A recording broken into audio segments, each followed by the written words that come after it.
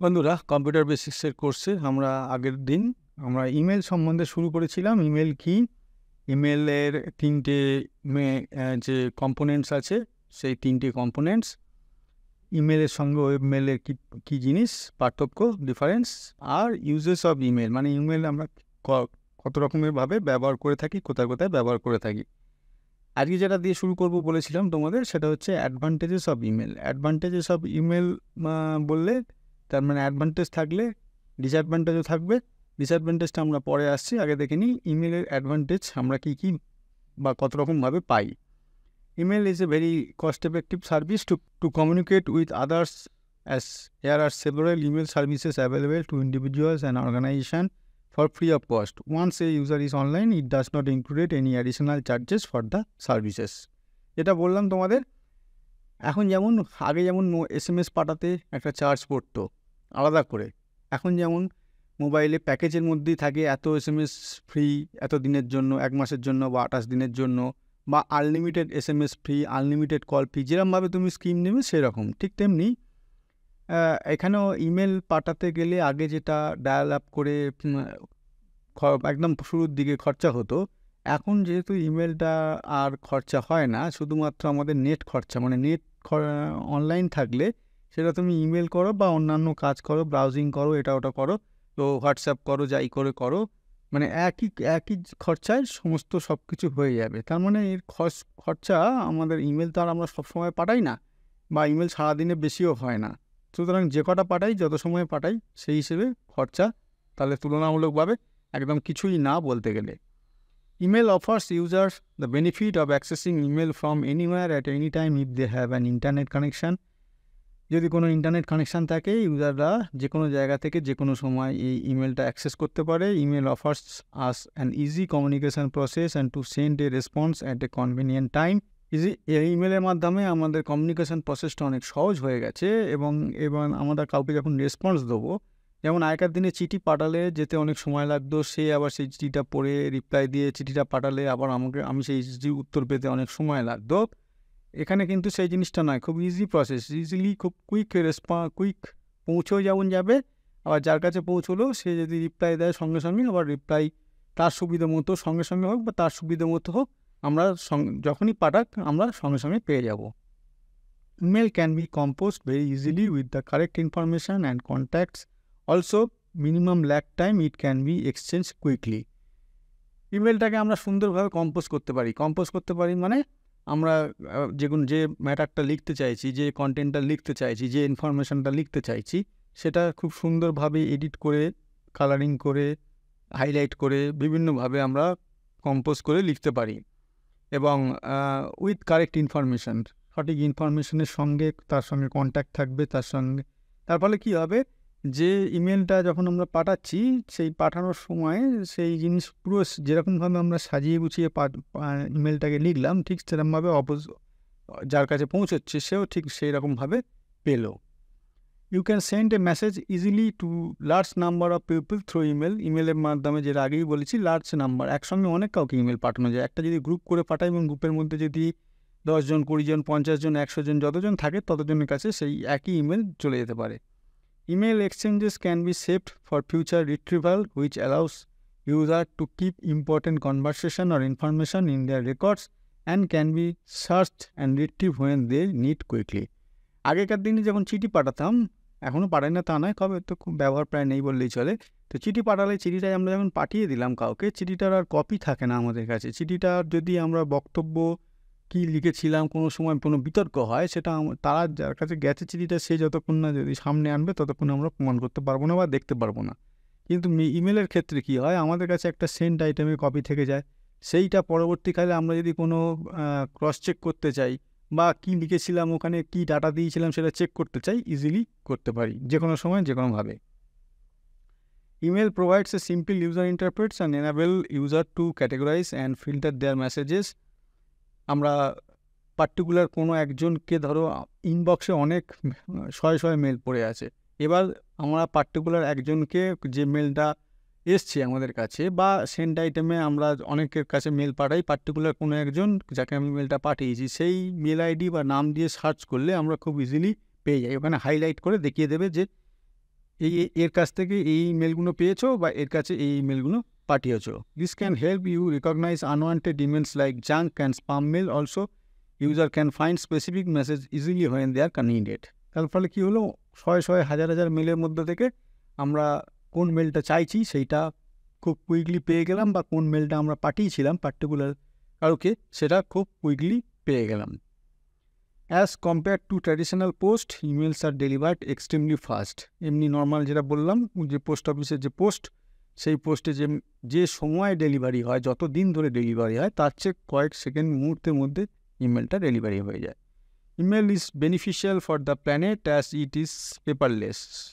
Post অফিসে post করলে, চিঠি লিখলে সেটা পেপারের আজকালকার দিনে সমস্ত কিছু পেপারলেস হয়ে যাচ্ছে। কারণ কি, গাছের ওপর যাতে আঘাতটা না পড়ে, গাছ যাতে কম কাটা হয় ইত্যাদি। সুতরাং ইমেলে এই বেনিফিটটা পাওয়া যায়, এখানে কোনো পেপারেরই দরকার পড়ে না।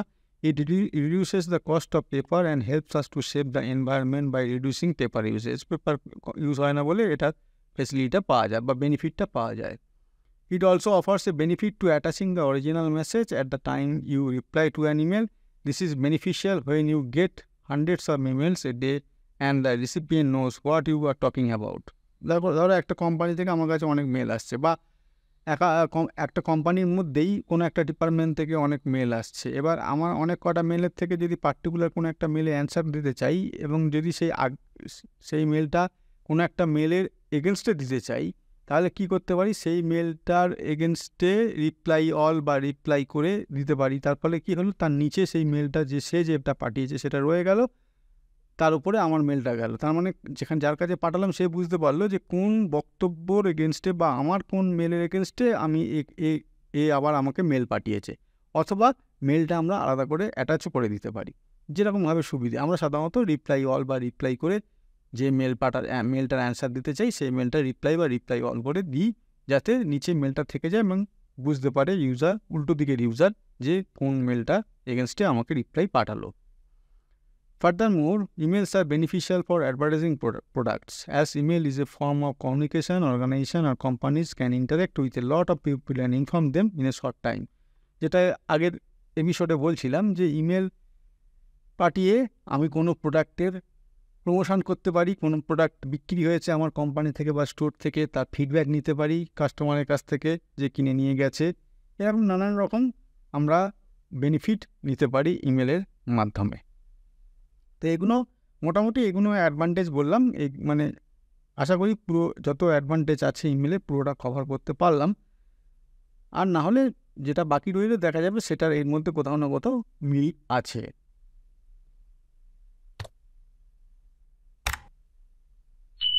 তাহলে অ্যাডভান্টেজের পর এবার আসবো যদি কিছু ডিসঅ্যাডভান্টেজ থাকে ইমেলের, সেটাও আমরা দেখে নেব। As compared to other forms of communication, emails are less personal. For example, when you talk to anyone over the phone or meeting face to face is more appropriate for communicating than email.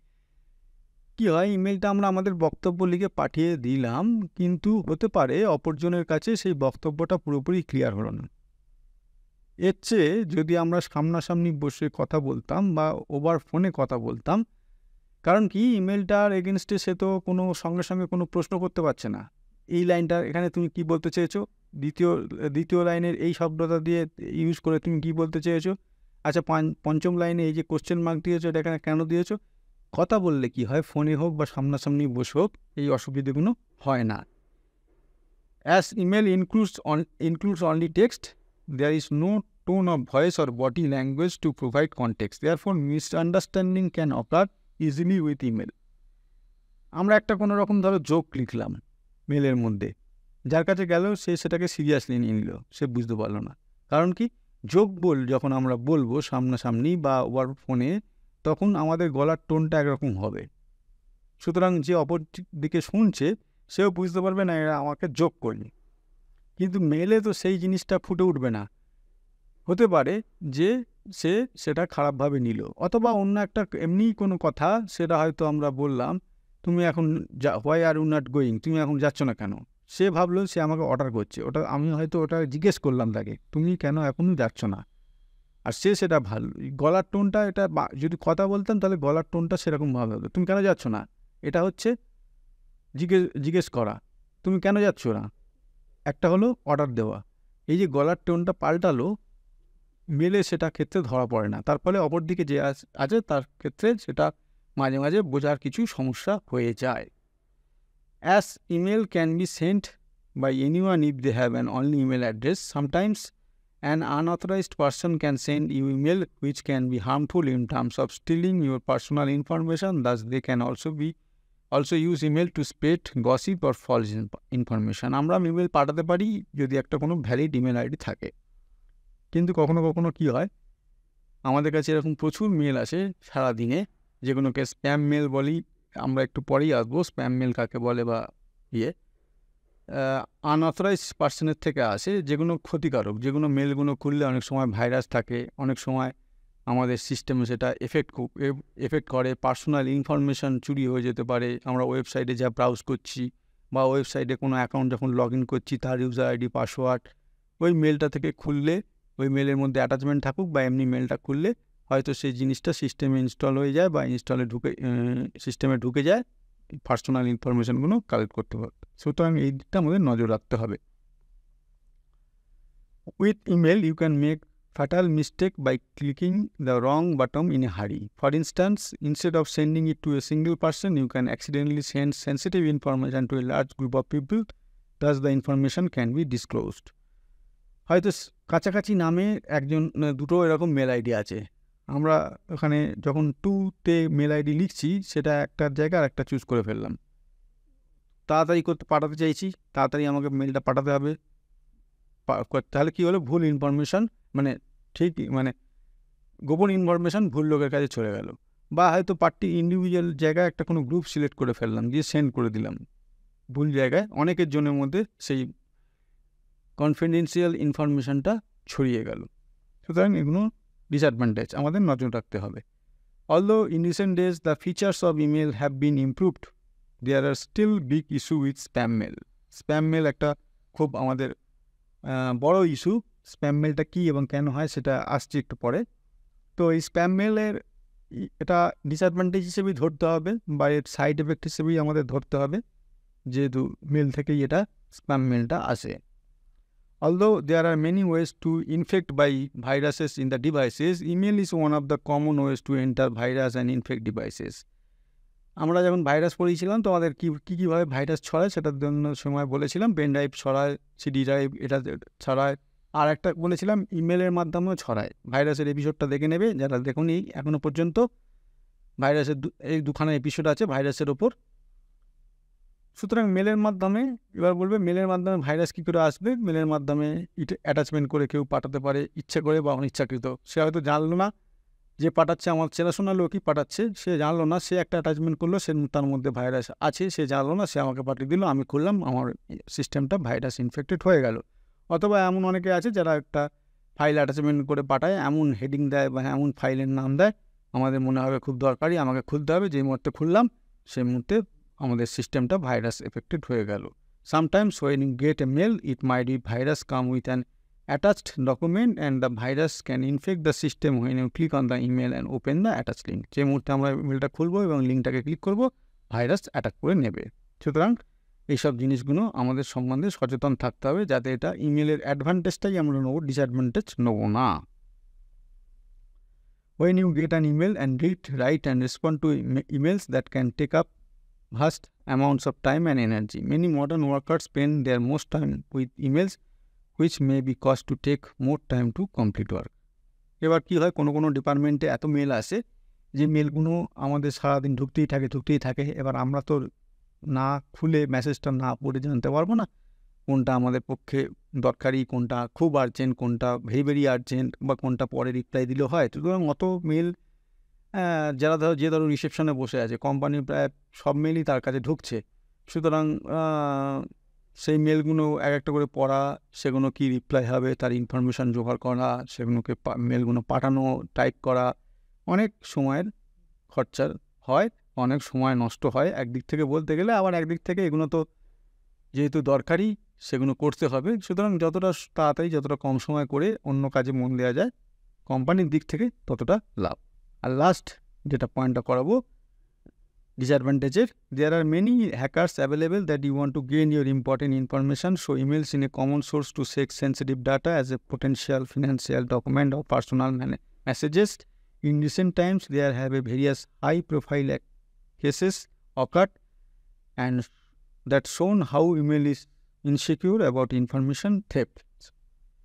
হ্যাকার্সরা কাজই হচ্ছে বিভিন্ন সিস্টেমে ঢুকে তাদের ইনফরমেশানগুলো hack করা।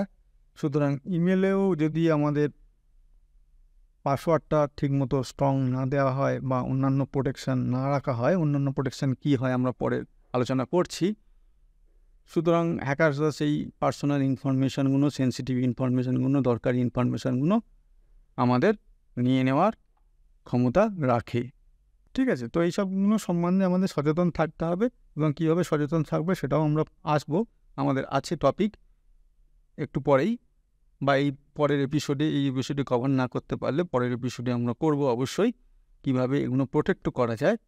কারণ mainly advantage নিয়ে কোনো চিন্তা নেই, সেগুলো তো অ্যাডভান্টেজ, কিন্তু ডিসঅ্যাডভান্টেজ নিয়ে চিন্তা। ডিসঅ্যাডভান্টেজগুলো আমাদের কীভাবে, ডিসঅ্যাডভান্টেজের মধ্যে মেনলি অ্যাটাক, যে ভাইরাস অ্যাটাক বলো বা হ্যাকার্সের অ্যাটাক বলো, এইসবগুলো, এগুলো কীভাবে প্রোটেকশন করা যায় তার বিস্তৃত আমরা অবশ্যই আসব। এবার দেখব different types of email. Different types of email মানে আমরা যে ইমেলগুলো পাঠাই তার কাজের ধরন অনুযায়ী, তার ক্যারেক্টার্স অনুযায়ী কত রকমের ইমেল হয়। যেমন ধরো আমরা ইমেলের মাধ্যমে নিউজ লেটার পাঠাতে পারি, লিড নার্চারিং করতে পারি। যেসব বিজনেসের যারা প্রমোশনের কাজ করে তারা সেই ইমেল পাঠিয়ে সেখান থেকে কতগুলো লিড পেলো। ধরো 10 জনের কাছে ইমেল গেল কোনো একটা কোম্পানি কোনো একটা প্রোডাক্ট সম্বন্ধে, দেখা গেল 2-3 জন সেই ইমেলে রিপ্লাই দিল, তারা আগ্রহী, তার মানে এখানে লিড জেনারেশন হলো। সেরকম পাঠাতে পারি মেল। প্রমোশনাল ইমেল, কোনো বিজনেসের প্রমোশন বা কোনো প্রোডাক্টের promotion. Stand alone email, normal stand alone email. Onboard emails, transactional email, plane text email, welcome emails. Welcome emails মানে কোনো একটা কেউ প্রথমবার কোনো একটা দোকানে বা কোনো একটা কোম্পানির প্রোডাক্ট পারচেস করলো, তাকে প্রথমবার ইমেল আইডি অবশ্যই সেখানে তাকে কালেক্ট করতে হবে, সেই ইমেল আইডিতে একটা ওয়েলকাম নোট পাঠানো হলো। এরকম বিভিন্ন কাজের ধরন অনুযায়ী বিভিন্ন ধরনের ইমেল আমরা পাঠিয়ে থাকি, সেইগুলোই মোটামুটি এই কটা ভাগে ভাগ করা হয়। এরপরে আসবো এক্সাম্পল অফ ইমেল অ্যাটাক, কত ধরনের ইমেল অ্যাটাক হতে পারে।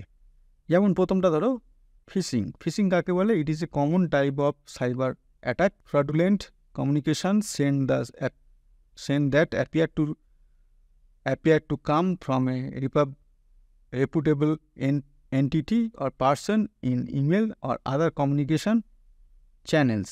এটা একটা ফলস বলতে পারো বা প্রতারণামূলক কমিউনিকেশন বলতে পারো, যেটা একটা আইডি থেকে আরেকটা আইডিতে পাঠাতে হয় বা একটা ইউজার থেকে আরেকটা ইউজারে পাঠানো হয়।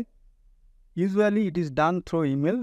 Phishing emails are used by attackers to steal sensitive data like credit card login information or to install malware on the victim's machine.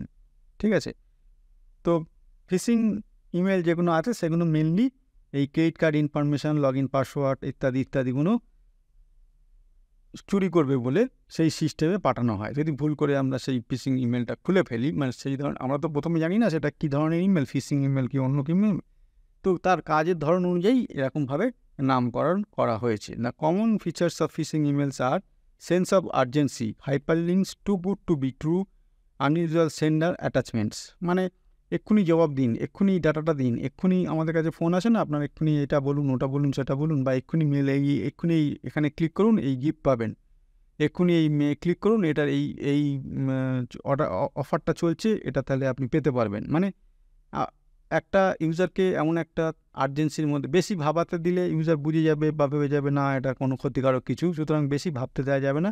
এরকম এমন একটা কিছু ইমেলের মধ্যে থাকতে হবে যেটা এক্ষুনি করতে হবে, আর এক্ষুনি করলেই ইউজার তখন বেশিরভাগ ক্ষেত্রে ফেঁসে যায়, ওই ফিশিং ইমেল হিসেবে সেটা পরিগণিত হয়। এরপরে আছে স্প্যামিং। স্প্যাম একটা ফোল্ডার, জানো যারা মেল ইউজ করো, স্প্যাম একটা ফোল্ডার থাকে। ইউজার ইমেল অটোমেটিক্যালি কিছু মেল সেই স্প্যামের দিকে ঠেলে দেয় নর্মাল ইনবক্সের জায়গায়।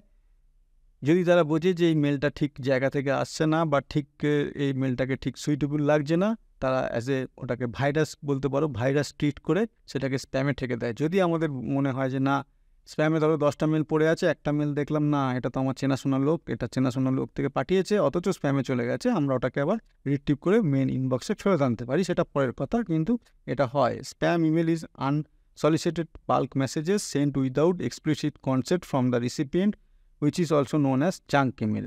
অনেক সময় জাঙ্ক ইমেল হিসেবেও এগুলো বলা হয়, যেগুলো মেনলি অচেনা কারোর কাছ থেকে, অচেনা মেল আইডি থেকে এই মেলগুলো আসে। এবং ওই বললাম, যদি সেটা নর্মাল না লাগে, যে মেল সার্ভার আমরা ইউজ করছি, সেটাকে জাঙ্ক মেলে বা স্প্যাম মেলে পাঠিয়ে দেয়। This is the dark side of email marketing in which spammers use spam bots to create email distribution lead. Spam bot মানে অনেক মেল আইডিতে মেসেজ পাঠানোর জন্য ক্রিয়েট করা হয়ে থাকে, সেই স্প্যাম বোট ইউজ করা হয়ে থাকে। তা এইখানে কি হয়, একই মেল অনেকজনের কাছে ওই স্প্যাম বোটের মাধ্যমে অনেক মেল আইডি র্যান্ডামলি জেনারেট বলা ভুল, মানে সেগুলো কোথাও না কোথাও থেকে কালেক্ট করে আছে স্প্যাম বোটে, সেগুলোকে ইউজ করা হয় সাজিয়ে গুছিয়ে সেই সব মেল আইডিতে তাদের যে মেসেজটা পাঠাতে চাইছে, মেসেজ তো নয়, মেসেজের জায়গায় ভাইরাস যাই হোক পাঠাতে চাইছে, সেটাকে পাঠানো হয়। Typically an email is send by a spammer to millions of email address with the expectation that only a few numbers of email address will respond or interact with the message. এই spam মেসেজের কি হয়, হাজার জনকে পাঠানো হয়। এবার তুমি বলবে তাহলে সবাই ওটা তো স্প্যাম ফোল্ডারে গিয়ে পড়ছে, যদি পড়ে, ধরা গেল সবারই স্প্যাম ফোল্ডারে গিয়ে পড়লো, কারোর ইনবক্সে ঢুকলো না, তাহলেও একটা এক্সপেকটেশান থাকে। যেমন আমি যদি কোনো জিনিস বেচতে বসি, আমার সামনে দিয়ে 10 জন লোক যদি পাস করে, একজন তো ফিরে তাকাবে, জিজ্ঞেস করবে জিনিসটা কি না কি, হয়তো সে কিনতেও পারবে, দুজনের মধ্যে একজন কিনবে, এরকম ব্যাপার। এখানেও ঠিক তেমনি, তারা আশাই করে থাকে যদি আমি 11 জনকে পাঠাই, 1 2 জন 4 জন 5 জন তো সেটা রেসপন্স করবে, সেই মেলটাকে পড়বে, সেটাকে ক্লিক করবে ইত্যাদি, তখনই ভাইরাসটা ছড়িয়ে যাবে। স্পুফিংটা কি? Email spoofing is an email message obtain from someone or somewhere other than the intended source. মানে ইন্টেন্ডেড সোর্স মানে পার্টিকুলার যেটা বিশ্বস্ত যে জায়গা, বিশ্বস্ত আইডি, মেল আইডি, সেখান থেকে না এসে অন্য আনওয়ান্টেড জায়গা থেকে, যেগুলো চিনি না জানি না, সেখান থেকে যদি কোনো মেল আসবে, এই ধরনের ক্ষেত্রে it is a popular strategy uses in email spoofing with the purpose of getting mail recipients to open emails and possibly respond. এমন হয় যেটা হয়তো আমার কোনো চেনাশোনা মেল আইডি আছে, সেই মেল আইডির অনেকটা সিমিলার, আমরা বুঝতে পারলাম না, জানতে পারলাম না, হঠাৎ করে দেখলাম যে ও এ পাঠিয়েছে, নাম অনেকটা সেম, খুলে ফেললাম, এবং তার ফলে তার মধ্যে যদি ভাইরাস থাকে সেটা ছড়িয়ে পড়ে। বিজনেস ইমেল কম্প্রোমাইজ, বিইসি সংক্ষেপে বলে। An unauthorized person or attacker hacks to a business email account and spoofs the owner's identity to defraud the company, its customer, partners of money.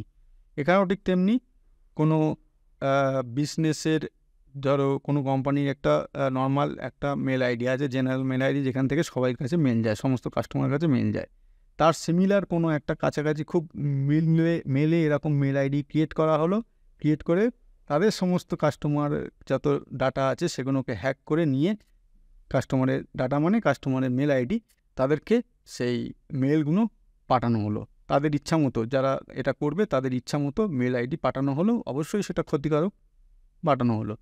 Often an attacker simply creates an account with an email address that is almost identical, যেটা বললাম মানে প্রায় same এর মতো দেখতে, to one on the corporate network, which creates trust between the victim and their email account. যেটার মাধ্যমে কী হয়, কাস্টমাররাও অত বুঝতে পারলো না, মনে হলো হ্যাঁ ওই তো ওই মেল আইডি থেকেই এসছে, সিমিলার দেখতে, তারা সেটাকে বিশ্বাস করে খুললো বা তার উপর রেসপন্ড করলো বা কোনো লিঙ্ক থাকলে ক্রিয়েট করলো, তার ফলে হাজার জনের মধ্যে সেই ইয়েগুলো ছড়িয়ে গেল।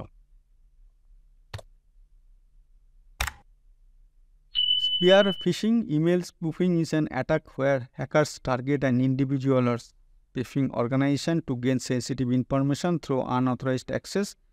Spear phishing is attempt by the criminal to gain financial benefits or secrets information. It is an attack in which attackers send emails to specific and well-researched target while purporting to be a trusted sender. The main objective of spear phishing is to convince victims to hand over information or money and infect devices with malware. এটা particular ধরে ধরে বলতে পারো এক প্রকার attack হয়। সেই অ্যাটাকটা কী করা হয়, মেনলি টাকার দাবি করা হয়, যে কোনো ইনফরমেশান লিক করে দেওয়ার হোক বা কোনো ব্ল্যাকমেল করা হোক, এই ধরনের করে সেগুলো মেনলি এই ধরনের কাজের সঙ্গে যারা যুক্ত তারা এই কাজগুলো করে থাকে। Spear phishing particular individual, particular organisation, অনেক গভর্নমেন্ট অর্গানাইজেশান আছে যেখানে যার ডাটা বাইরে বেরিয়ে গেলে বা সেটা নিয়ে কেউ ব্ল্যাকমেল করলে অসুবিধা হয়, সেই সবগুলো এই কাজে যুক্ত থাকে। আর একটা কি ransomware, it is sunset of malware that is used to encrypt a victim files. এই র্যানসামওয়্যার জিনিসটা কি না, এটা কি হবে, কোনো একটা পার্টিকুলার ফাইল এনক্রিপ্ট করে দেবে, মানে সে ফাইলটা খোলাই যাবে না। তারপরে কি করবে না, typically it looks data by encryption on the victim system. আমার সিস্টেমেই, ধরো আমার সিস্টেমে অ্যাটাক হলো, আমার সিস্টেমেই কোনো একটা ইম্পর্টেন্ট ফাইল আছে সেটাকে এনক্রিপ্ট করে দিল, হয়তো কোনো একটা অ্যাকাউন্টসের ফাইল বা কোনো একটা ইনফরমেশনের গুরুত্বপূর্ণ ইনফরমেশনের ফাইল। তারপরে কি করবে, attackers demand payment before the ransomed data is decrypted. Unlike other types of attacks, the primary goal of ransom attack is just about the always monetary. এটা ওই কাজেই আর কি, মানে মেনলি টাকার ডিমান্ড করবে, ওটাকে আমরা খুলে দেবো, ফাইলটা খুলে দেবো, তার বদলে আমাকে এত টাকা দিতে হবে, এরকম একটা ডিমান্ড সাধারণত এইসব র্যানসামওয়্যারের মাধ্যমে আসে। মানে র্যানসামওয়্যার ভাইরাসটা যারা ছাড়ে তাদের কাছ থেকে আগে ওটাকে এনক্রিপ্ট করে দেবে ফাইলটাকে, মানে সে খোলাই যাবে না, লক মতো হয়ে যাবে, তারপরে টাকার বদলে সেটা ডিক্রিপ্ট করবে, এরকম ডিমান্ড করে।